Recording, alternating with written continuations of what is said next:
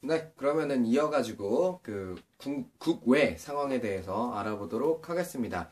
일단은요, 23년에요, 일본의 동경에 대지진이 발생을 합니다. 23년. 네, 관동 대지진. 동경에. 그래가지고, 요, 동경이 엄청 피해를 받고요. 그래가지고 이제 언제나 위기 상황이 되면 눈을 돌려야 되잖아요. 뭐, 이제, 도요토미 히데요시가 국내에 불만이 있는 상황을 통일한 후에, 전국시대 통일한 후에 불만이 있는 이런 상황들을 해외로 돌리기 위해서 임진왜란을 일으키기도 했고, 뭐 이런 개념인 겁니다. 지금 나라가 혼란스러우니까 요 화살을 돌릴 곳이 필요합니다. 그래서 화살을 조선인들에게로 돌리게 됩니다. 그래서 자경단 이런 것들을 조직해가지고 조선인들을 막 학살하기도 하고요.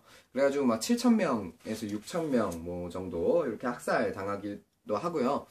그리고 이제 뭐 그런 상황도 있었고요. 그러니까 이제 20년대 같은 경우는 10년도랑 비교했을 때는 좀 더 적극적으로 항쟁하는 그런 시기였다라는 걸 좀 알려드리고 싶습니다. 그러니까 조선인들은 지금 여러 가지 사건으로 인해서 일본에 대한 불만을 이제 군사적인 그리고 이런 폭력, 그러니까 이런 무력적인 것으로 드러내려고 하는 상황입니다. 물론 이제 국내적인 상황은 실력양성운동이라든지 뭐 쟁의라든지 이런 것들로 또 투쟁을 계속 해 나가고 있었고요. 그래서 그래서 이제 독립군들의 활동 순서와 요 과정을 좀 알아보도록 하겠습니다.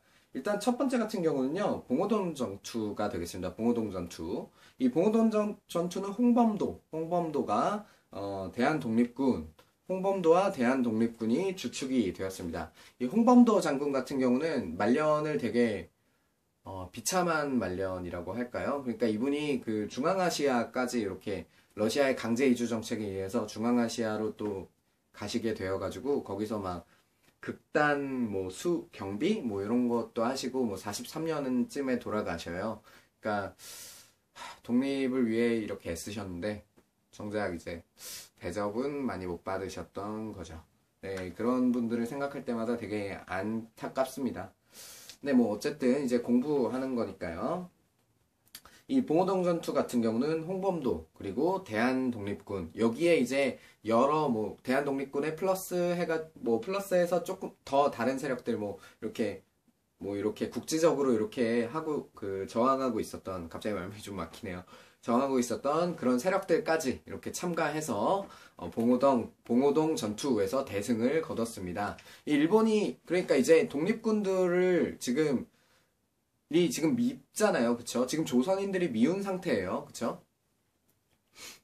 물론 이제 이거는 이제 관동대진보다는 전시기입니다만 언제나 조선인들은 지금 미운 상태잖아요. 그쵸? 그래서 이 독립군들을 소탕을 하고 싶은데 독립군들이 지금 중국 땅에 있단 말이에요. 그러니까 중국에 군대를 파견할 구실이 없습니다. 그래서 중국에 군대를 파견할 구실을 만들기 위해서 바로 훈춘 사건을 기획을 하는 겁니다.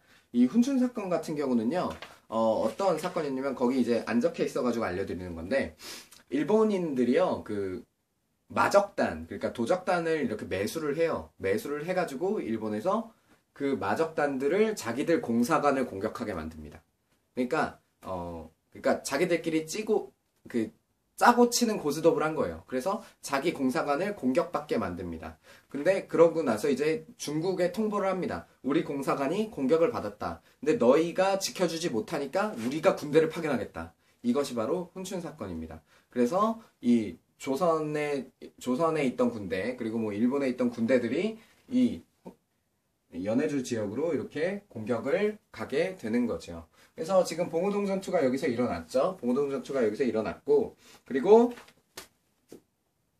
간도 지역으로 내려와서 간도 지역에서 청산리 전투를 벌입니다. 이 청산리 전투 같은 경우는 한 번 전투를 얘기하는 게 아니라 여러 번 전투를 뭉쳐서 이 지역에서 일어난 전투를 전부 청산리 전투다라고 이야기합니다. 청산리 전투는 유명하죠. 김좌진 장군, 그리고 북로군정서군, 북간도잖아요. 북간도. 그러니까 북로군정서군 거기에, 그리고 봉오동 전투 때 일본군과 맞섰던 세력이 합쳐져서 이 지역에서 이제 청산리 전투를 벌였습니다. 근데 이 청산리 전투 같은 경우는요, 이제 뭐 백운평, 어랑초, 완루구 전투 이런 게 있었는데 청산리 전투는요, 그러니까 지금 훈춘 사건 통해서 일본이 대규모 군대를 이렇게 파견할 구실을 찾았잖아요.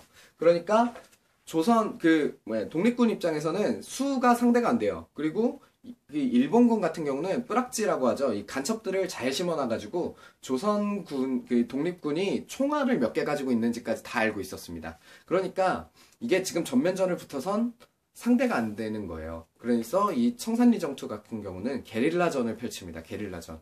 그리고 요 지역에 있는 민중들을 포섭을 해가지고 독립군과 한 편을 만들어서 요 사람들을 이용해서 거짓 정보를 흘리고 그다음에 포위 공격을 하는 이런 형태의 게릴라전을 많이 벌였습니다.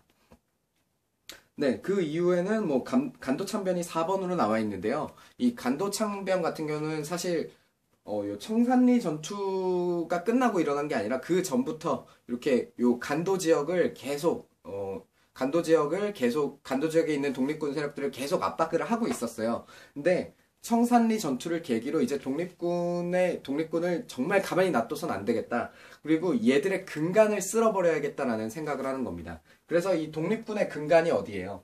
연해주, 북간도, 서간도. 그러니까 요 간도 지역이잖아요. 간도. 요 간도 지역을 완전히 불태워버리고 뭐 사람이 살 수 없는 곳으로 만들어버린 겁니다. 그게 바로 간도 참변이에요. 간도 참변. 자, 그러면은 이제 잠깐 복습을 해볼게요. 일단 홍범도, 봉오동 전투. 여기는 대한독립군 플러스 알파. 그리고 이 봉오동 전투의 패배로 인해서 중국의 군사 파견을 할 구실을 찾기 위해서 자기들 공사관을 조작해서 습격한 사건. 그것이 바로 훈춘 사건. 그쵸? 그래서 이 일본군과 맞서 내려오던 이 대한독립군 세력이 북간도 지역의 북로군정서군과 합류해가지고 이 지역에서 일본군과 전투를 벌인 것이 바로 청산리 전투입니다. 청산리 전투. 그리고 이때는 이제 김좌진 장군을 필두로 뭐 홍범도 장군 여전히 있었고요. 북로군정서군이 주축이 되어 있었다. 그래서 일본이 이 독립군의 근간지인 간도 지역을 쓸어버린 것이 바로 간도 참변이다 라고 지금 요 흐름까지 본 거예요. 요 흐름까지. 그쵸? 그리고 그러니까 지금 간도가 이렇게 공격을 받고 있잖아요. 그쵸? 그래서 김좌진 장군 그리고 홍범도 지금 청산리 전투를 벌인 세력이 이제 위쪽으로 올라가게 됩니다. 그 위쪽으로 올라간 것이 이제 밀산부라는 곳으로 올라가는데요. 거기가 바로 이제 거기서 창설한 것이 대한독립군단입니다. 대한독립군단. 근데 이때는 서일 그리고 여기에 이제 서일 그리고 여기에 이제 김좌진, 홍범도, 대한독립군단 청산리 전투 이후에 대한독립군단입니다. 그리고 이제 러시아에서 이 독립군에 대해서 이런 독립군에게 제안을 합니다. 너희가 이제 러시아 쪽으로 오면 우리가 또 지원도 좀 해주고 뭐 하겠다. 그래서 이 대한독립군단, 독립군 세력들이 러시아의 자유시 쪽으로 이동을 하게 되거든요. 그 지도에 보면 화살표 그려져 있죠. 이게 러시아가 먼저 제안을 한 거예요. 그래서 자유시로 이동을 해와라 라고 제안을 한 겁니다. 그래서 조선군은 좋다 하고 가죠. 독립군은 갔습니다. 근데 일본에서 러시아에다가 요구를 합니다. 너네 지금 일본군한테 대항하는 이 조선 독립군들 받아주면 너희 우리한테 선전포고하는 거야. 라고 통보를 합니다. 러시아 입장에서도 이런 떠돌이 군사들 받아주고 나서 일본이랑 전쟁하는 건 정말 손해인 거예요. 그래서 독립군들한테 제안을 합니다. 그래, 너희가 오는 건 좋은데 우리가 원래 그대로 오라고 했는데 이걸 좀 바꿔가지고 무장해제하고 러시아 군대에 편입돼서 싸워라 라는 제안을 합니다. 그래서 이 안에서 독립군 내부에서 갈등이 생겨요. 왜? 지금 우리가 조선을 되찾겠다고 일본 상대로 조선을 되찾겠다고 싸우고 있는 거지 러시아 밑에 들어가자고 싸우고 있는 게 아니잖아요. 그쵸? 그래서 요 안에서도 러시아에 무장해제를 하고 들어가야 된다. 아니다. 그냥 우리는 그대로 싸워야 한다라는 뭐 이런 갈등이 있었는데요. 결국 이 자유시에서 러시아 군대와 이 독립군이 교전을 벌이게 됩니다. 그것이 바로 자유시 참변이죠. 21년에. 그래서 이때 독립군이 크게 피해를 받게 됩니다. 이 크게 피해를 받았잖아요. 전 여기를 볼 때마다 되게 안타까워요. 이 독립군들이 이렇게 크게 피해를 받게 되고요. 그리고 지금 자유시에서 피해를 받은 거잖아요. 그쵸? 그래서 자유시에서 자유시를 떠나가지고 다시 이쪽 간도 지역으로 내려오게 됩니다. 이 간도 지역에서 세력을 좀 추스리고, 그리고 이곳에 군사화된 조직, 그리고 행정적인 조직들을 세워가지고 좀 더 체계적으로 독립군 활동을 준비하자라고 해서 이 지역에서 행정적인 조직, 그리고 군사적인 역할을 같이 하는 조직들을 세우게 되는데요. 그것이 바로 3부라는 것입니다. 3부. 그래서 3부를 결성을 하게 돼요. 그 3부는 이제 참의부, 서간도의 참의부, 그리고 북간도의 정의부, 그리고 신민부, 이렇게 세 부가 있게 되겠습니다. 이 참의부 같은 경우는요, 서로군전서를 이어받은 거겠죠? 서로군전서, 그리고 여기 안 나와 있네요. 광복군 총령, 광복군 총령, 그리고 요거에 이어서 이제 참의부가 된 거예요. 그러면 이제 요거는 어느 세력의 영향을 많이 받았겠어요. 우리가 지난 시간에 임시정부 하면서 봤잖아요. 참의부 이런 거 봤잖아요. 그쵸? 그래서 이 참의부는 임시정부가 많은 권한을 가지고 있었고, 그리고 그 위쪽에 있는 정의부 같은 경우는 이제 지청천 이런 사람이 대표적이고요. 그리고 신민부 같은 경우는 김좌진 장군, 뭐 이렇게 볼 수 있겠습니다. 그래서 지금 다시 한번 복습을 또 할게요. 봉오동 전투 승리했어요. 봉오동 전투 이제 독립군 승리했어요. 봉오동 전투 때 패배해서 일본군이 이제 군대를 파견해야 되는데 지금 지금 명분이 없어요. 그래서 훈춘 사건을 일으켰어요. 훈춘 사건 이후에 이 봉오동 전투를 벌인 대한독립군 세력과 북간도 지역의 북로군정서군이 연합해가지고 일본군과 벌인 전투가 청산리 전투입니다. 그리고 청산리 전투 패배 이후에 간도 지역을 완전히 싸그리 말리는, 원래부터 그렇게 하고 있었지만 간도 지역을 완전히 사람이 살 수 없는 곳으로 만들어버리는, 그것이 간도 참변이다 라고 말씀드렸고요.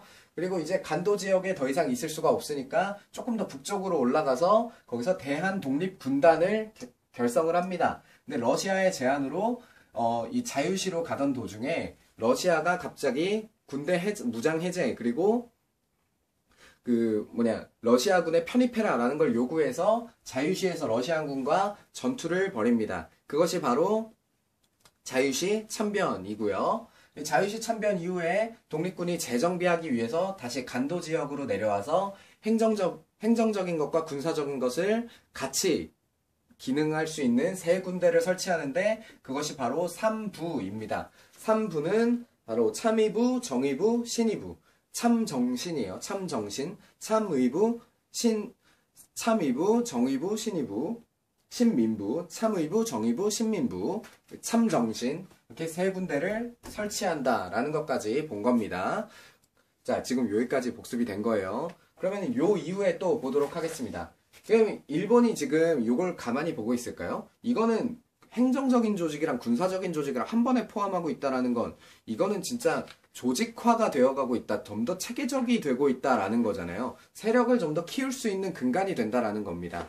그러니까 일본이 이걸 가만히 놔뒀을까요? 아니죠. 이거를 견제하려고 합니다. 그래서 청나라에 협정을 하나 요구를 해서 맺어냅니다. 그것이 바로 미스야 협정인데요.